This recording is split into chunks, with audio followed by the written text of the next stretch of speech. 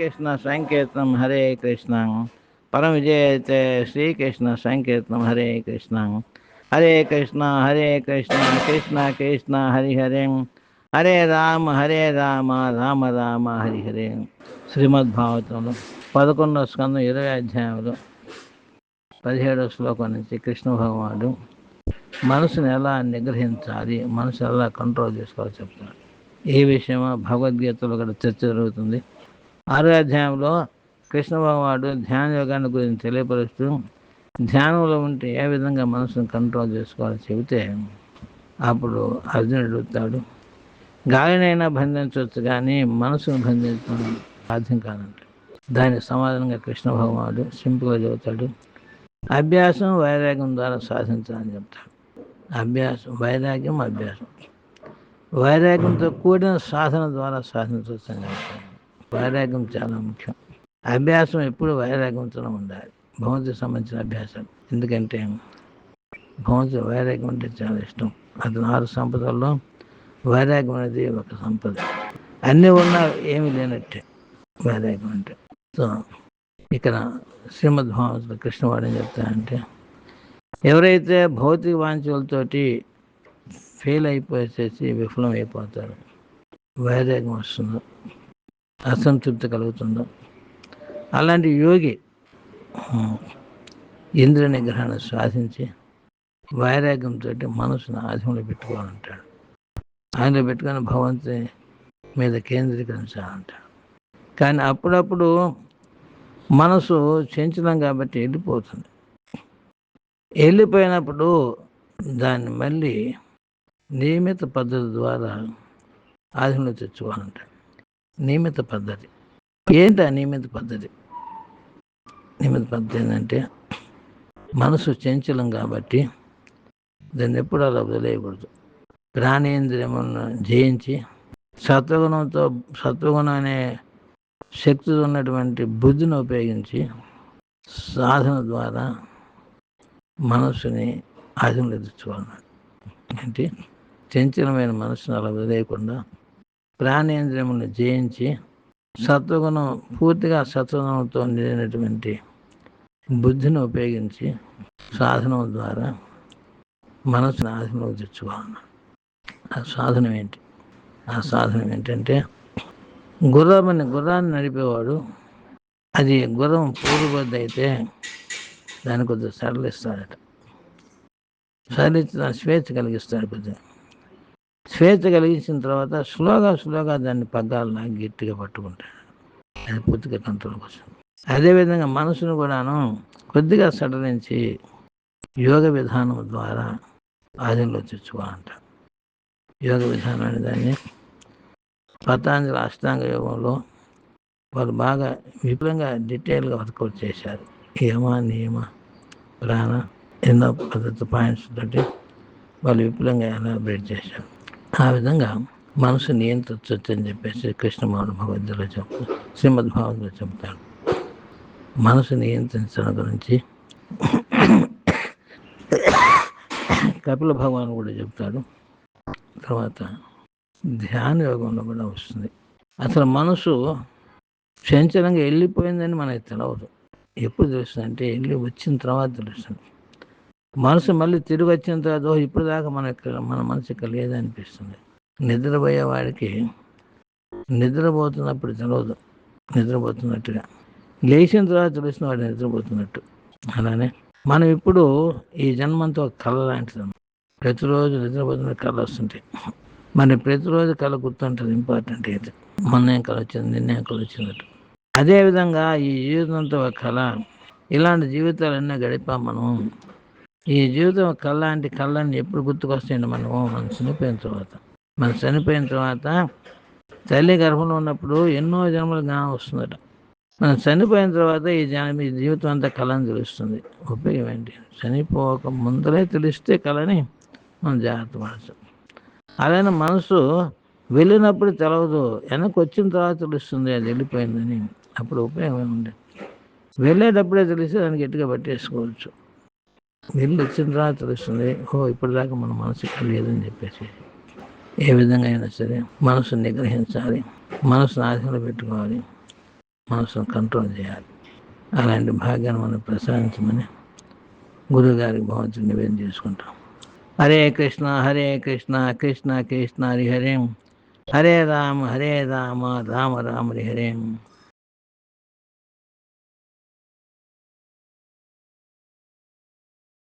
శ్రీమద్భాగవతం 11వ స్కందం 20వ అధ్యాయం 14వ శ్లోకం నుంచి కృష్ణ భగవానుడు నగ్న సత్యాన్ని తెలియపరుస్తున్నాడు. అందరికీ తెలిసిన విషయం ఇది, కానీ తెలవనట్టుగా ప్రవర్తిస్తుంటాం. భగవంతుడు ఏం చెప్తున్నాడంటే, ఈ మానవ శరీరం చాలా అద్భుతమైనటువంటిది. దేవతలు కూడా తహతలాడిపోతుంటాయట భూలోకంలో మానవ శరీరం తీసుకోవడానికి. ఎందుకంటే 2 కారణాలు చెప్తుంటాను. ఒకటి ఏంటంటే, మానవ శరీరంలోనే పంచ జ్ఞానేంద్రియాలు, పంచ కర్మేంద్రియాలు, మనసు, బుద్ధి సంపూర్ణంగా వికసిస్తున్నాయి. తదిమా శరీరాలు ఎంత అనుకూలంగా ఉండవట భగవంతుడు సేవ చేసుకోవడానికి. ఇంకోటి ఏంటంటే, పైలోకంలో ఉన్న సుఖాలు ఉన్నారు కాబట్టి భగవంతుని మర్చిపోతారు. కింద లోకాలను కష్టాలు పడుతుంటారు కాబట్టి భగవంతుని మర్చిపోతుంటారు. మనం అంత కష్టాలు కాదు, సుఖాలు కాదు కాబట్టి భగవంతుని గుర్తుంచుకునే అవకాశం ఉన్నది. అది జనరల్గా చెబుతుంటారు. కానీ ఇక్కడ భగవంతుడు మనకు శరీర విషయంలో చెప్తున్నాడు. శరీరాలు అని చెప్పేసేసి ఇలాంటి శరీరం లభించిన తర్వాత హాయిగా ఉండటం అనేది వివేకం, అజ్ఞానం. అది అజ్ఞానం అన్నట్టు, అవివేకం. ప్రతి రాత్రి పగలకి ఆయుష్ తగ్గిపోతూ ఉంది. శరీరం శాశ్వతం కాదు. శరీరము మనకి భగవంతుడి సేవ చేసుకోవడానికి, ఉద్ధరించడానికి, సిద్ధి పొందడానికి అనుకూలమైంది, కానీ శాశ్వతం కాదు. కాబట్టి ఈ శరీరం ఉన్నప్పుడే మనం సాధన చేసుకొని భగవంతుని ప్రేమను పొందాలి. శరీరం ఉన్నప్పుడే. అంత మాత్రాన శరీరానికి అటాచ్మెంట్ ఉండకూడదు.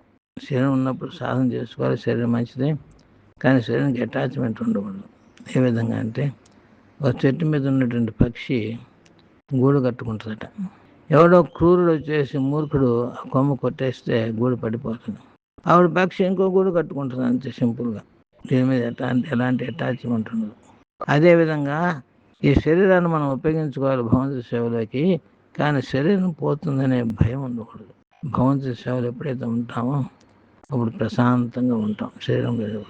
అజ్ఞానంలో ఉన్నటువంటి వాడు భయపడిపోతాడు, కానీ జ్ఞానవంతుడు భయపడ్డు, ప్రశాంతంగా ఉంటాడు.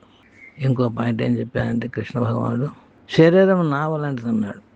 మామూలుగా రథం లాంటి, రథంతో పోలుస్తారు శరీరాన్ని, కానీ ఇక్కడ భగవంతుడు నావతో పోలుస్తున్నాడు.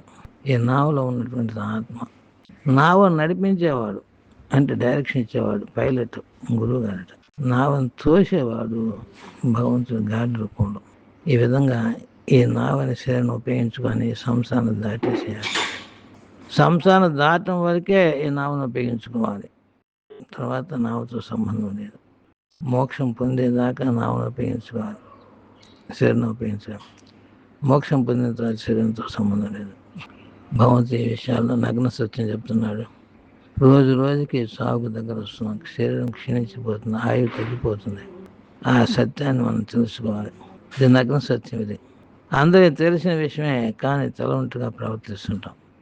వయసు పెరుగుతుంది, అటాచ్మెంట్ పెంచుకుంటున్నాం. పిల్లల మీద, మనవల మీద, మనవరాల మీద అనురాగం పెంచుకుంటున్నాం అజ్ఞానంతో. అలాంటి వాళ్ళు ఆత్మఘాతుకులని చెప్తున్నాడు. ఆత్మహత్య చేసుకున్నటువంటి వాళ్ళట, వాళ్ళతో సమానం. మనందరం కూడాను ఆత్మహత్య చేసుకునేటువంటి వాళ్ళం. తెలిసి కూడాను భగవంతుని ఆశ్రయించలేకపోతున్నాం సంపూర్ణంగా. అలా చేయాలంటే భగవంతుడి కృప కావాలి, గురుగారి యొక్క కృప కూడా కావాలి. అలాంటి కృపని మనకు ప్రసాదించమని గురుగారికి భగవంతుడికి నివేదన చేసుకుంటాం. హరే కృష్ణ కృష్ణ కృష్ణ హరి హరే, హరే రామ రామ రామ హరి హరే. జయ విధులు శాపం వల్ల ఫస్ట్ జన్మ హిరణ్యకశిపుడు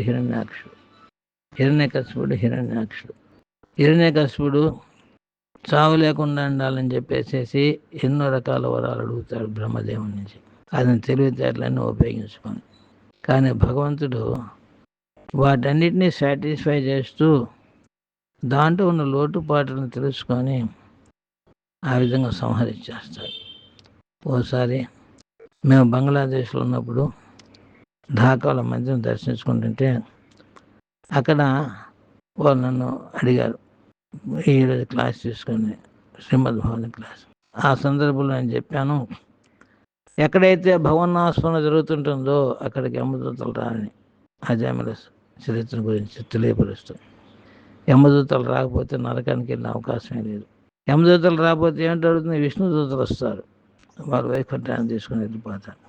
ఎక్కడైతే భవనాస్మరణ జరుగుతుంటుందో అక్కడికి వెళ్ళొద్దని యమదూతల్ని యమధర్మరాజు ఆదేశిస్తాడు. కాబట్టి మనతో హరే కృష్ణ మహామంత్ర జపం కంటిన్యూస్గా చేస్తూ ఉంటే యమదూతలు వచ్చే అవకాశం లేదని చెప్పాం. అప్పుడు ఒక తెలియగలిగినటువంటి ఒక వ్యక్తి ఏమన్నాడంటే, అయితే నేను జపం చేయాల్సిన అవసరం లేదు కదా, మీరంతా జపం చేస్తున్నారు కాబట్టి యమదూతలు రారు, కాబట్టి నేను జపం చేసినా చేయకపోయినా సరే నరకానికి వెళ్ళను అన్నాడు.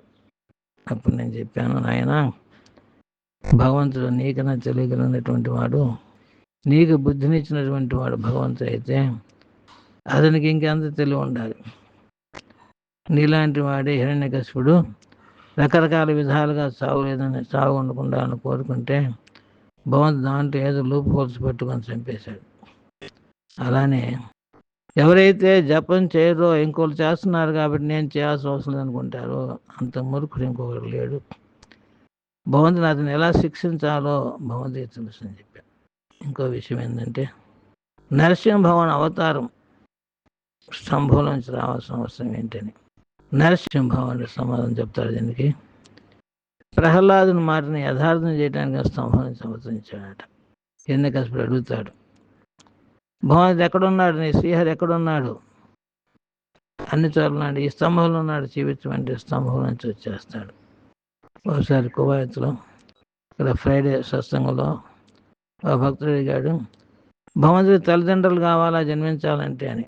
ఎందుకంటే మనకు తెలిసిన కేసు నుండి కూడాను శ్రీరామచంద్రుడు కానీ, కృష్ణ భగవానుడు కానీ, వామనదేవుడు కానీ వీళ్ళంతా కూడా తల్లిదండ్రుల ద్వారా జన్మించేటువంటి వాళ్ళు కాబట్టి తల్లిదండ్రులు కావాలని అడిగాడు.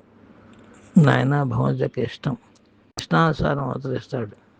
తల్లిదండ్రులు నుండి అవతరిస్తాడు, తల్లిదండ్రులు లేకుండా కూడా అవతరిస్తాడు అని చెప్పి నరసింహ అవతారం ఒకటి, తర్వాత హంస అవతారం, రెండు కూడాను తల్లిదండ్రులు లేకుండా అవతరించినటువంటి అన్నమాట.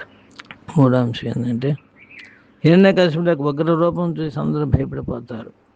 బ్రహ్మదేవుడు, శివుడు, చివరికి లక్ష్మి కూడా అంటుంది, నేను తరుగు చూడలేదు ఇలాంటి ఉగ్ర రూపం అని చెప్పేసి. అప్పుడు వాళ్ళందరినీ ప్రహ్లాదన అడుగుతారు, ప్రహ్లాద నీ కోరిక మీద భగవంతుడు అవతరించాడు, నీ మాటని యథార్థం చేయడానికి భగవంతుడు అవతరించాడు కాబట్టి అతన్ని యొక్క ఉగ్ర రూపాన్ని ఉపసంహరించేట్టు చేయాలని చెబుతాడు. అప్పుడు ప్రహ్లాదుడు ఏమంటాడంటే, నాకు సంసారం అంటేనే భయంగా ఉంది, ఈ ఉగ్ర రూపంతో భయం లేదంటాడు. ప్రహ్లాదు చిన్నవాడు, 3 సంవత్సరాల వయసు ఉన్నటువంటి వాడు. నరసింహభగవాన్ యొక్క ఉగ్రరూపం భయం లేదట, సంసారం అంటే భయం అట. ప్రహ్లాదు కూడా సంసారి, అది వివాహం చేసుకున్నాడు. తన కొడుకు బలిచక్రవర్తి ప్రహ్లాదు యొక్క మనవడు. ప్రహ్లాదు యొక్క చరిత్ర మనకి నరసింహ అవతారం వరకే ఉంటుంది, కానీ తర్వాత ఎక్కడ ఉండదు. కానీ ప్రహ్లాదుడు ఉన్నాడు. ప్రస్తుతం ప్రహ్లాదుడు సుతుల్లోకంలో బలిచక్రవర్తితో ఉన్నాడు. అది వామనదేవుడి యొక్క ఆదేశం. నరసింహ భగవానుడు ప్రతిసారి మనం రక్షిస్తుంటాడు. ఇంకో విషయం ఏంటంటే, కృష్ణ భగవానుడు చంపాలంటే ఎవరు రక్షించలేరు, కృష్ణ భగవానుడు రక్షించాలంటే ఎవరు చంపలేరు. ఆ రెండు విషయాలు మనం ఈ నరసింహ అవతారంలో చూడగలం. హిరణ్యకశిపుడు ప్రహ్లాదును సంహరించాలని చెప్పేసి శతవిధాలు ప్రయత్నిస్తాడు, కానీ కృష్ణమోహన్ రక్షిస్తున్నాడు కాబట్టి అతని హిరణ్యకశిపుడు ఏమి చేయలేకపోయాడు. పంచభూతాలు ఏమి చేయలేకపోయి, పంచభూతాలన్నీ కూడాను హిరణ్యకశిపుడి ఆదేశంలో ఉన్నాయి. అయినా సరే ప్రహ్లాదుని ఏం చేయలేకపోయి, కృష్ణమోహన్ రక్షిస్తున్నాడు కాబట్టి. అర్థం. బ్రహ్మదేవుడు ఎన్నో విధాల వరాలు ఇచ్చాడు హిరణ్యకశిపుడు, కానీ నరసింహభవన్ అవతారం వచ్చి చంపేసేసాడు. బ్రహ్మ రక్షించలేకపోయాడు, ఎవరో రక్షించలేకపోయాడు. రావణాసుని శివభావం రక్షిస్తున్నాడు, కానీ శ్రీరామచంద్రుడు సంహరించేశాడు. ఆ విధంగా కృష్ణభావం రక్షించాలంటే ఎవరు చంపలేరు, కృష్ణుడు చంపాలనుకుంటే ఎవరు రక్షించలేరు. అలాంటి అద్భుతమైనటువంటి రోజు ఈరోజు అందరూ ఫాస్ట్ ఉండాలి, సన్సెట్ దాకా, తర్వాత ఫీస్ట్. ఎక్కడెక్కడైతే నరసింహభవన్ విగ్రహాలు ఉంటాయో, అర్చ విగ్రహాలు అక్కడ అభిషేకాలు జరుగుతుంటాయి. మన కృష్ణ మందిరంలో నరసింహభవాని యొక్క మూర్తి లేదు కాబట్టి అభిషేకం ఉండదు. కానీ సంధ్యాహారతి తర్వాత ప్రసాదం ఉంటుంది. ప్రతిరోజు లాగానే వీలైతే నరసింహభవాని యొక్క లీల గురించి కాసేపు చెప్పుకొని ప్రసాదం స్వీకరించవచ్చు. మనందరూ కూడాను ఈ భాగ్యాన్ని కలిగించమని గురువు గారికి మాత్రం నివేదన చేసుకుంటాం. హరే కృష్ణ కృష్ణ కృష్ణ హరి హరే, హరే రామ రామ రామ హరి హరే. జయ శ్రీ రాధరాజ్ బిహారీకి జయ, శ్రీల ప్రభుపాదికి జయ, శ్రీపాద్ మహారాజ్కి జయ, అనంతగढ़ వైష్ణవ బృందకి జయ, నితాయ గౌర ప్రేమానందే. హరి హరి బోల్.